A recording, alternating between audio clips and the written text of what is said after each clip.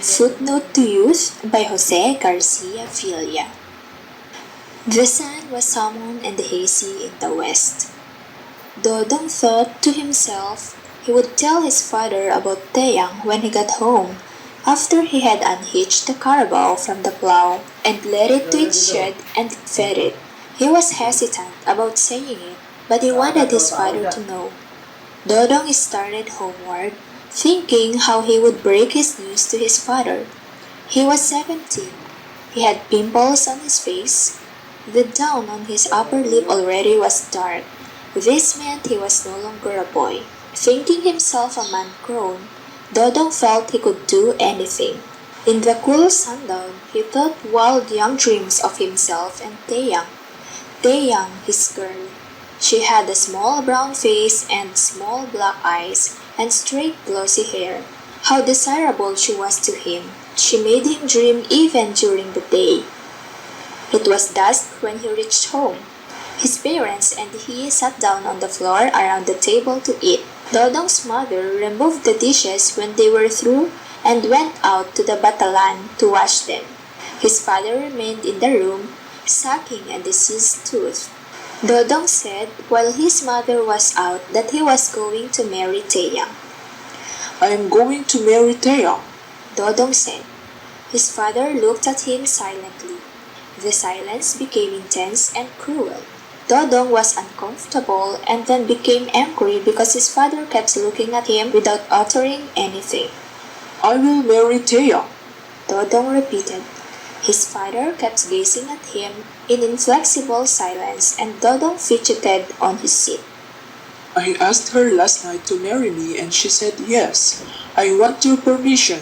I want it. There was impatient clamor in his voice, an exacting protest at this coldness, this indifference. Dodong looked at his father sourly. He cracked his knuckles one by one, and the little sounds it made broke dully in the night stillness. Must you marry Dodong? Dodong resented his father's questions. His father himself had married. You are very young, Dodong. I'm 17. That's very young to get married at. I wanted to marry. Taeyang's a good girl. Tell your mother. His father said. You tell her, Tatay. Dodong, you tell your inay. You tell her. All right, Dodong. You will let me marry Taeyang? Son, if that is your wish, of course. There was a strange, helpless light in his father's eyes. Dodong did not read it, so absorbed was he in himself. Dodong was immensely glad he had asserted himself. Dodong stood in the sweltering noon heat, sweating profusely. His mother had told him not to leave the house, but he had left. He was afraid also of Taeyang. Taeyang was giving birth in the house. She gave screams that chilled his blood. In a few moments, he would be a father. He was young, he realized now. Suppose he had 10 children. What made him think that? He heard his mother's voice from the house. Come up, Dodong. It is a boy. Blas was not Dodong's only child. Many more children came. For 6 successive years, a new child came along. Dodong did not want any more children, but they came. Taeyang did not complain, but the bearing of children told on her. She cried sometimes, wishing she had not married, even if she loved Dodong. Dodong, whom life had made ugly. One night, he stood in the moonlight. He wanted to ask questions and somebody to answer him. One of them was why life did not fulfill all of youth's dreams. Why it must be so. Why one was forsaken after love. Dodong would not find the answer. When Blas was 18, he came home one night very flustered and happy. It was late at night and Taeyang and the other children were asleep. But Blas said he could not sleep. Blas, you should go to sleep. Dodong said. I am going to marry Tona. She accepted me tonight. Dodong lay silent. I love Donna and I want her. Dodong rose from his mat and told Blas to follow him. They descended to the yard, where everything was still and quiet. He did not want Blas to marry yet. Blas was very young. The life that would follow marriage would be hard. Must you marry? Blas' voice stilled in resentment. I will marry Donna. Dodong kept silent, hurt. You have objections, Itay? Blas asked acridly. Son, none. But truly, God, I don't want Blas to marry yet. Not yet. But he was helpless. He could not do anything. Youth must triumph now. Love must triumph now. Afterwards, it will be life.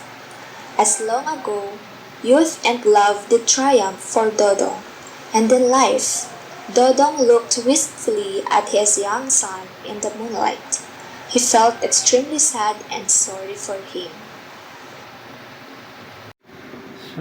Summary. Ang The Footnote to Youth ay patungkol sa kwento ni Dodong at Taeyang. Sila ay ang batang mag-asawa na nag-asam at tumiling ng masaganang pamumuhay. Bagamat bata pa sila, naibigan nilang magpakasal at magkaroon ng mga anak at pamilya, subalit sa kabila ng kanilang pagmamahalan, pumasok sa kanilang isipan ang maaaring mangyari sa pagmamabilis nila sa kanilang buhay. Maaari silang makaramdam ng maaaring hamon at pagsubok sa kanilang buhay. Ang kwento ito ay naglalarawan ng realidad ng buhay kung ikaw ay magmamadali at magiging padalos-dalos sa iyong pag-iisip. Maaaring ang kahirapan at kagipitan na nakikita mo sa mga taong nasa paligid mo ay iyong mararanasan kung ikaw ay hindi magdadahan-dahan. Explanation. Sa kwentong ito, magiging mulat ang isipan ng mga kabataan na sulitin ng pagiging bata at huwag maging padalos-dalos sa pagdedesisyon. Ibig din ipinakita ng kwento na ito ang kanilang kahalagahan ng pagiging handa sa responsibilidad at pag-iisip ng mabuti bago magpasya sa mga mahalagang bagay sa buhay. Ang kwentong ito ay isang paalala